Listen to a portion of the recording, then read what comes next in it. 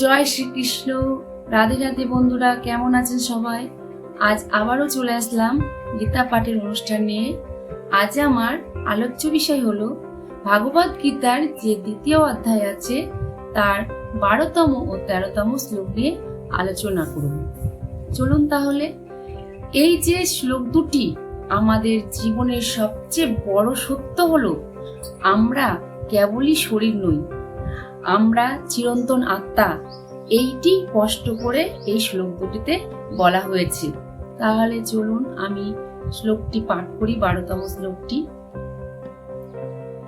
ন তে বাহং জাতু নাশং ন তং নেমে জনাধিপা ন চৈব ন ভবিষ্যমা সর্বে বয় মত পরম। এর অর্থ হলো, কোনো সময়ই এমন ছিল না যে আমি ছিলাম না, তুমি ছিলে না, এই রাজারাও ছিল না, ভবিষ্যতেও আমরা কেউ থাকবো না, এমন হবে না। অর্থাৎ এর তাৎপর্য হলো, ভগবান শ্রীকৃষ্ণ এখানে অর্জুনকে বলছেন, অর্জুন, আমি আছি, তুমি আছো, এই সব রাজারাও আছেন, আমরা সবাই অতীতেও ছিলাম, বর্তমানেও আছি, ভবিষ্যতেও থাকব। মানে আত্মার কোনো শেষ নেই। দেহ নষ্ট হয় কিন্তু আত্মা চিরন্তন। আমরা কি করি বন্ধুরা?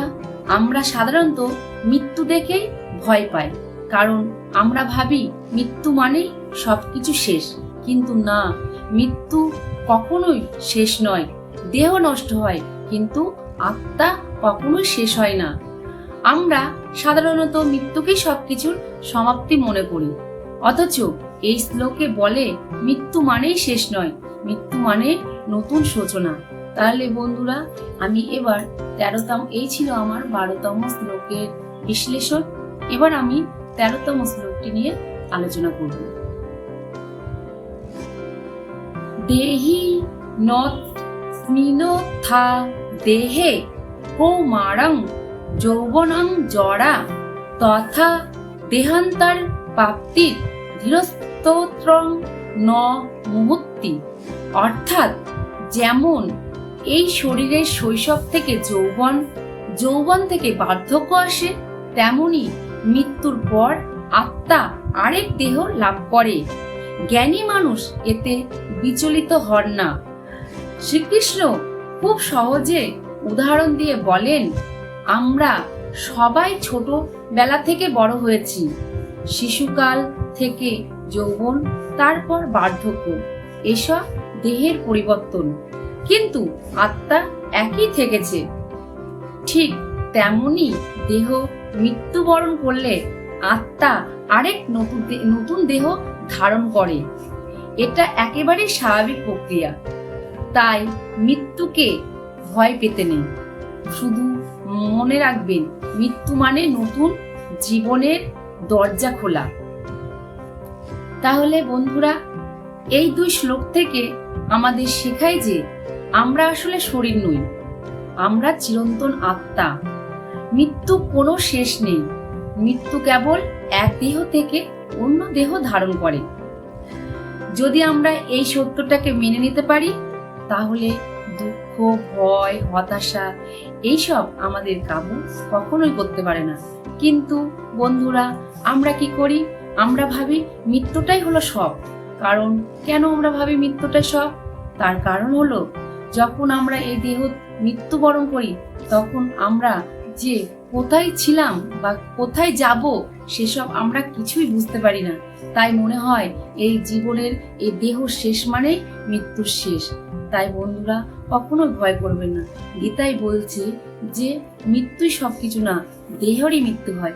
আত্মাটা ঠিক কোনো না কোনো দেহে সে ফিরেই আসে, কিন্তু আমাদের এইটাই আমরা ভেবে ভয় পাই যে মৃত্যু যদি না, যদি দেহ আত্মাই যদি ফেরত আসে, তাহলে আমরা তাকে বুঝতে পারি না কেন?